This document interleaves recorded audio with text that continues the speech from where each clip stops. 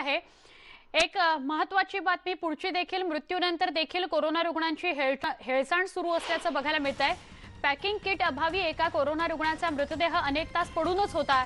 नाशिक पालिकेच्या बिटको रुग्णालयातला हा धक्कादायक प्रकार आहे।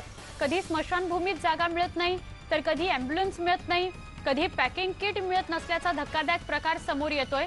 कितीही उपाययोजना केल्या तरी वाढत्या कोरोनाचा प्रादुर्भाव ज्याच्यामुळे आरोग्य यंत्रणा अपुरीच पडतीये।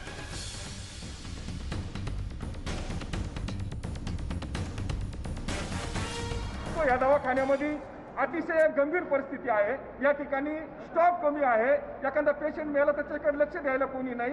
पेशंट जर मेला तर त्याला किट सुद्धा बाहेरून आणावं लागतं। महापालिकेमध्ये किटच नाही। आदरणीय आयुक्त साहेबांनी या ठिकाणी लक्ष टाकावा। 650 पेशंट पैकी फक्त 4-5 नर्स असतात, त्यांनाही काही समजत नाही, सामान्य माणसाला काही समजत नाही।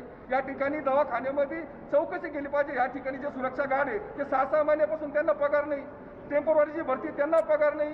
या दवाखान्यामध्ये 100% माणूस येणारा 75% तो मेल्याशिवाय राहत नाही। याचं कारण असं आहे की इथं यंत्रणा बरोबर नाही। शासनाने कामगार उपायुक्तांनी किंवा कामगार आयुक्तांनी याच्याकडे लक्ष टाकावं। महापौर असेल त्यांनी पाहणी करावी। फक्त मोठ्या माणसालाच न्याय मिळतो, गरिबी सामान्य माणसाला न्याय मिळत नाही। आमचे प्रतिनिधी प्रशांत बाग यांना अधिक विचारूया। प्रशांत, म्हणजे कोरोनाने छळलं ते इतकं छळलं की रुग्णाचा जीवच घेतला आणि त्यानंतर सुद्धा मृत्यूनंतर सुद्धा मृतदेहाचा छळ काही संपत नाही असं म्हणायला हवं। खरंय सुवर्णा, की एखाद्या व्यक्तीचा अखेरचा प्रवास सुद्धा कसा होऊ शकतो, त्याची अखेर कशी होऊ शकते याची विदारक शोकांतिका या दिवसांमध्ये सातत्यानं जागोजागी सरकारी रुग्णालय असो की खासगी रुग्णालय असो या सगळ्याच ठिकाणी बघायला मिळतंय। आणि याचंच ते उदाहरण खरं तर नाशिक पालिकेचं बिटको हे अत्यंत महत्त्वाचं रुग्णालय।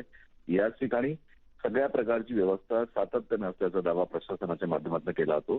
पण आरोग्य यंत्रणा कोलमडली की काय असा प्रश्न उपस्थित होतो एकंदरीत। म्हणजे आरोग्य यंत्रणा व्हेंटिलेटरवर आहे का अशा प्रकारची परिस्थिती निर्माण झाली आहे। 6,500 पेशंट काल दिवसभरामध्ये नाशिकमध्ये होते। प्रचंड मोठा प्रादुर्भाव वाढलेला आहे। दररोज 30 रुग्ण या ठिकाणी वाढतायत। आणखी या 30 जणांचा बळी जातोय। आणखी एवढंच नाही तर सगळ्यात महत्वाचं आहे की जवळपास 10,000 ते 15,000 स्वॅब दररोज टेस्टिंगसाठी म्हणून राखीव राहतात, म्हणजे कलेक्ट केलेले। सुपर स्प्रेडर म्हणून अनेक लोक रिपोर्ट वेळेवर येत नाही म्हणून फिरतायत आणि यामुळे प्रादुर्भाव झपाट्याने वाढतोय। आणखी दुसरीकडे महापालिकेच्या रुग्णालयातलं हे चित्र म्हणजे आत्ताची परिस्थिती किती भयावह आहे हे दाखवणारं आपल्याला नक्कीच म्हणता येईल। नक्की पालिकेच्या प्रशासनाच्या माध्यमातून जो गांभीर्याने घ्यायला पाहिजे, जे नियोजनाकडे अक्षरशः फक्त शाब्दिक दावे नको तर कृती केली पाहिजे, त्याची आवश्यकता आहे। नाहीतर याचा उद्रेक हा कुठे वाढेल हे आत्ता तरी सांगता येत नाही। सुवर्णा, नक्की प्रशांत, धन्यवाद माहिती दिल्याबद्दल।